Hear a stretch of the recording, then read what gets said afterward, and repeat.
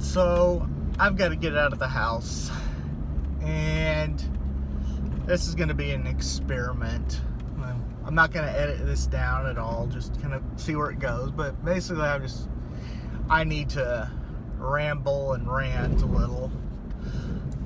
If you don't know, and this is, I think, pretty common among musicians, but I do have depression, and it's it's an everyday thing, and I've noticed the last few days it's not been where I'd like it to be.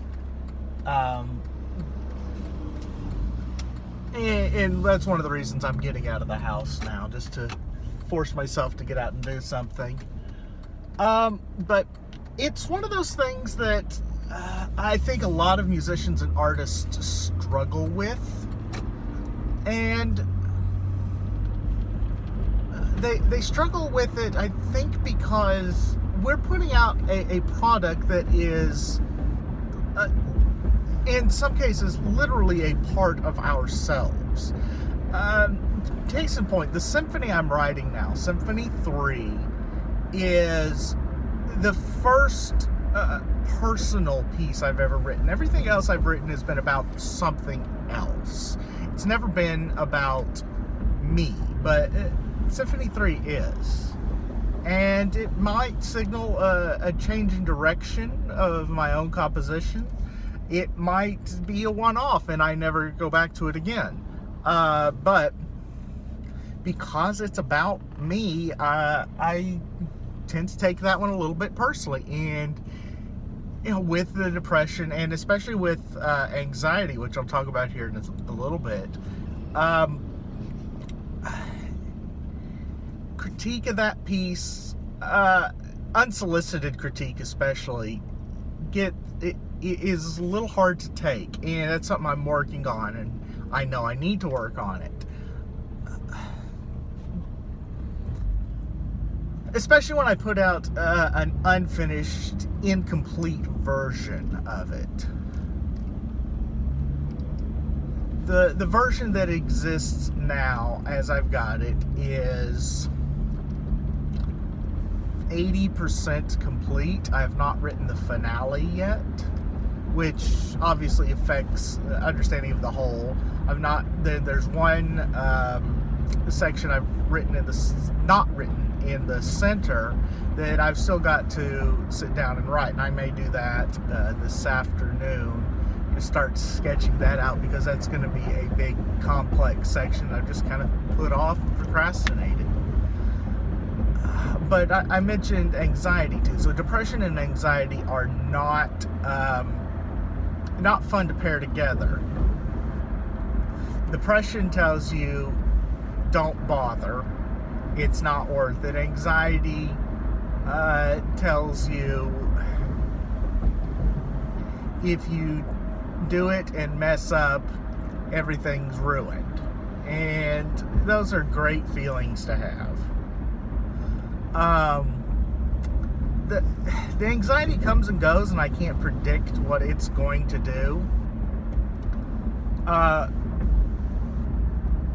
The last time that my anxiety really hit was an air flight I took a couple months ago, and got just claustrophobic and panic attack. Just because I was sitting in between people, and it was not fun. And it's one of those rare panic attacks where your blood pressure spikes so high that I ended up passing out twice, which was not good. So that's fun. So for a musician, these are not great attributes to have. They basically say, don't put yourself out there, stay where you are and stay comfortable. And those are fine places to be, but the problem is that my creative side is anything but. My creative side tells me push the boundary, push the boundary, push the boundary, and try something new. And that's what I end up doing a lot of times in my music. Now, I am not a composer that pushes boundaries in things like rhythm or harmony. I push the boundaries in terms of tone color, in terms of orchestration. And I see that as my niche, my approach towards composing. That it's sound color, it's experimentations and instrumentation is my approach.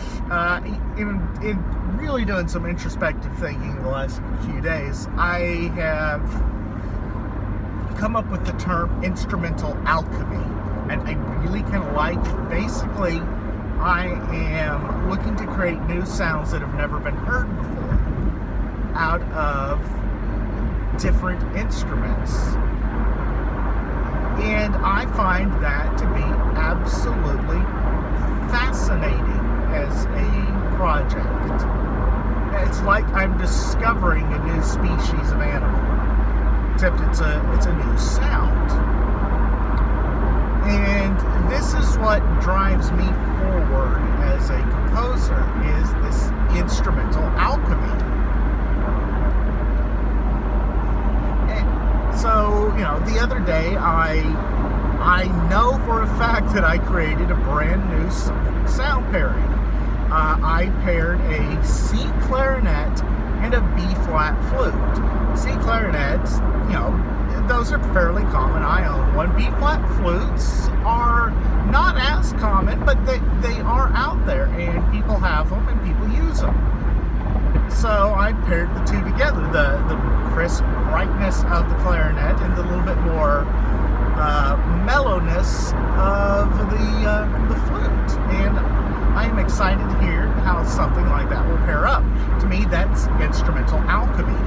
I don't think anybody else would ever pair those two instruments together. And I think the results will be really pretty fantastic. So that's the kind of experimentation and pushing the boundaries that I'm talking about. But the depression and anxiety absolutely hold me back from pursuing it further. I've been told that my music is really good and people really appreciate it, but I don't know that for a fact. That I have these lingering doubts that I'm a good composer. Basically, I think it's what's called imposter syndrome. The better you get at something, the more you don't think you're deserving to be there. And it's very common among artists, and almost every artist I've ever talked to of any kind of genre has imposter syndrome to some level. And so it hits me, I think, a little bit harder as a composer, is because I am writing these things that are a little bit more out there, pushing the boundaries of what a wind band can do. And so it becomes a self-fulfilling prophecy almost, that I'm scared that I'm not good enough, and then because my pieces are out there, nobody is really interested in looking at my vision of what the wind band can be. And that's really how I think of things, is I'm thinking about what the wind band can do. I don't care what it has done in the past. What it has done is in the past. It's great. There is some great literature out there, but I want something new. I want something different. I want to experiment and push it forward, just like a composer would with an orchestra.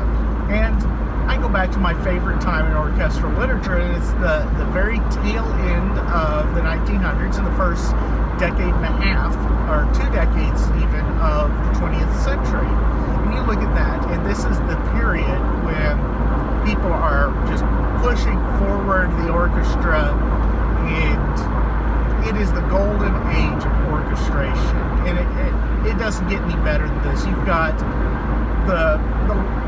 all the Mahler symphonies fall in here, all the great Strauss tone poems, the Alpine Symphony, which I just absolutely adore, Daphnis and Chloe, Holst Planets, the great Stravinsky ballets. And so this is the golden age of orchestration, and I want to move into a golden age of orchestration for the wind band. And I want other people to come along on that journey. The problem is I have a hard time talking to other people. You may not know this from someone who has a YouTube channel. Of course, I am extremely self-conscious. And I have a hard time talking to band directors, trying to push forward my music. It's a self-promotion thing. You might also know that I've started a podcast, and that is, for me, it's a back door into talking to people who are better than I am, who I normally would not even be able to approach. So, people who are fantastic performers, fantastic composers, conductors, if I go to them as Brett Newton the composer and say, here's a piece of music, let's play it, they'll look at me like I'm crazy. If I go to them as Brett Newton the podcaster and say, I'd like to interview and talk about your ideas, that to me is a much easier foot in the door. And it may be some backwards logic on my part, but I think that works for me. I've gotten to talk to some really important people in the wind band world, and I hope to talk to a lot more. And in doing so, I hope to be able to promote my music so that people can join in this, bigger vision I have of pushing forward the wind band, the wind ensemble, to something new and exciting. And so, with the depression, though, that holds me back a lot. There are days when I don't even leave the house. I don't want to leave the house. I don't want to talk to anybody. And I just sit there and watch YouTube videos. And it's not healthy, and I know that. But that's the depression demon there, sitting on your back. And it's something I've been fighting, I know, a long time. And I've seen people about it, and I've done some medication, but the medication wasn't effective and had some side effects, so I've tried to, just treat it with behavior instead, which can work.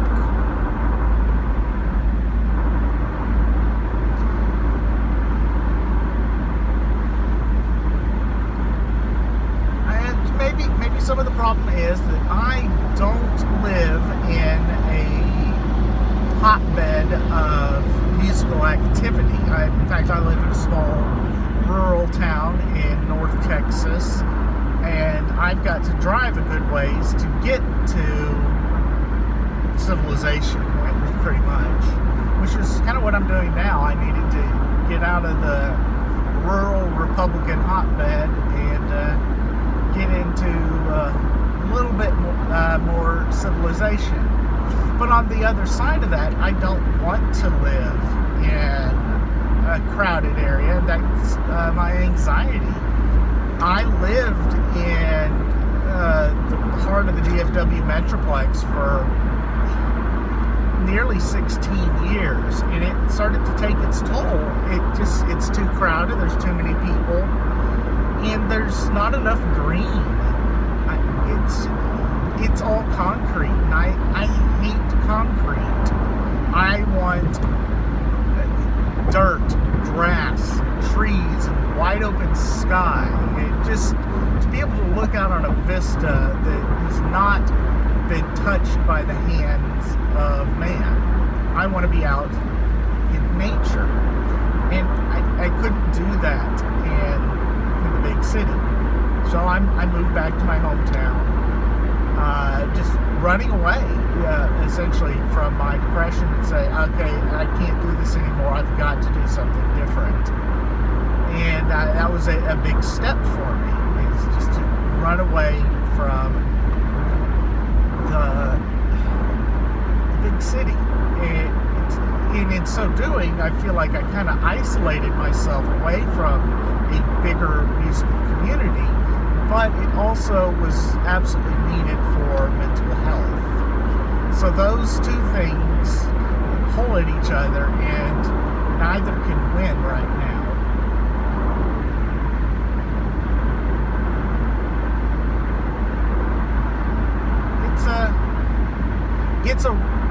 It's a road ahead. I'm going to work more on the symphony today, I hope, and kind of see how it goes. I'd want to finish this piece. I think it is one of the best pieces I've ever written, if not the best piece I've ever written. I want to be able to share it. I want to be able to have it out there for bands who are adventurous and want to try it. I need to get in touch with the head director of bands at in the city I'm headed to right now, at the university there. And if I can make inroads there, I think that they would be open to this kind of stuff that I'm doing. They're an adventurous school. They push the boundaries, and I think that my kind of stuff would be really welcome there. The problem is getting in the door, and I don't know how to get in the door. I'm not one to scream out, hey, look at my shit, it's good, and it's really good. Play it, listen to it, study it. But maybe it's not. Maybe, that's my self-doubt. Maybe my stuff isn't good. I don't know. I think that's only something that other people can judge. I know what work has gone into it. I know what the pieces mean. But it's for other people to interpret that. And I think one of these days I will get that foot in the door, but it's going to take a lot of work, and I just don't know where to start. Maybe there are suggestions out there, but for right now the doors are shut, but I'm going to continue working, and maybe they'll start cracking open. Who knows? Maybe that's my depression talking. Maybe the doors are already open and I just need to walk through them.